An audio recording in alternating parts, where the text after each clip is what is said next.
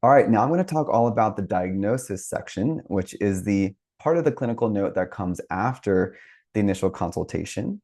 It's formulated using all the information you accumulated throughout that interview and also from the intake form, and essentially gives you the bridge towards the plan and the interventions that you're ultimately going to provide that client. And so let me go ahead and show you what that looks like. So the diagnosis section looks just like this. This is how I write it up on my clinical note.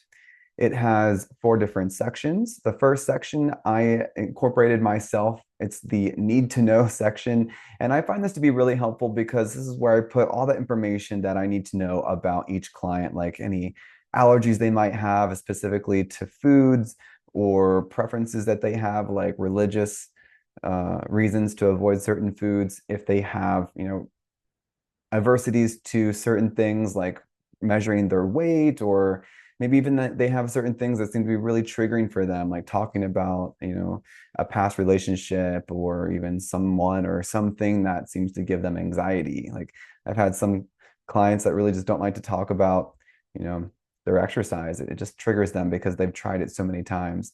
And so I try to be sensitive to that and respectful of that.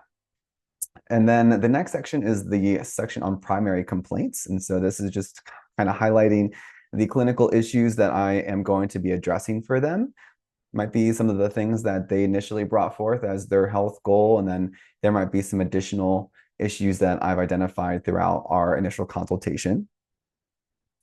And then the predisposing factors are going to be all the different factors of their health journey or even their lifetime that have contributed to either the development of their health issues or even were the, exacerbating factors over a long period of time that kind of got them to where they're at now. So this could be anything from genetics, from how they were raised, from traumatic events, injuries, things like that that happened in the past.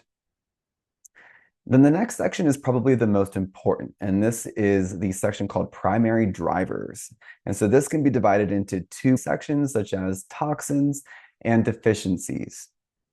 So I'm always trying to understand, all of the different primary drivers involved in the clinical picture of my patients. And they're always going to fall into either some form of toxicity or some form of deficiency. And then you can start to think about, okay, so they have a high calorie intake, or they have a lot of stress in their life, or they're drinking too much alcohol, or they're smoking cigarettes. All these different things can be toxins.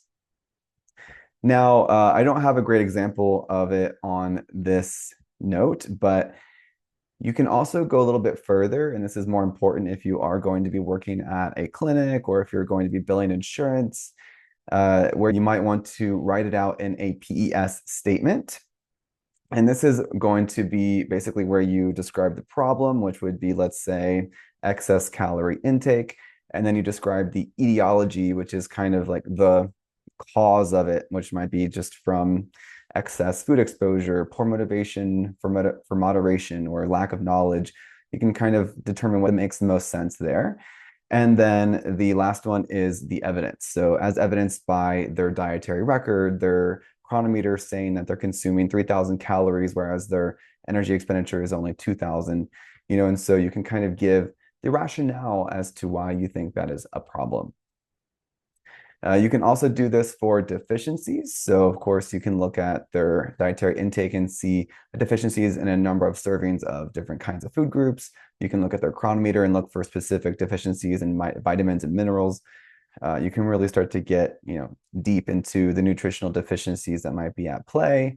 You can also think about other kinds of deficiencies, things like lack of exercise or lack of sleep or rest, or even lack of love, where some people might not have really healthy relationships or a good support system, or they're dealing with loneliness, and that can make a big impact on their health.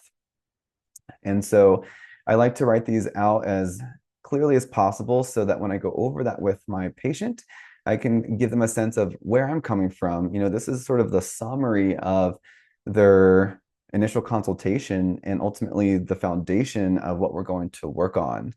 And there might be some pieces of information here that are kind of subjective or might be a little bit more hypothetical or theoretical, and they require more testing to confirm.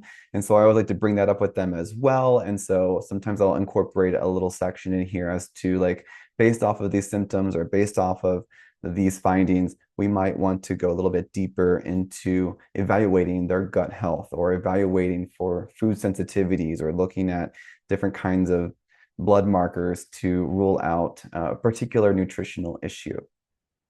And so this example is a little bit more on the simple side, but you can definitely take it to that next level of complexity, depending on, just how much information you feel like you want to keep in your notes. And that could also depend on the expectations of the people that you work for or with insurance companies.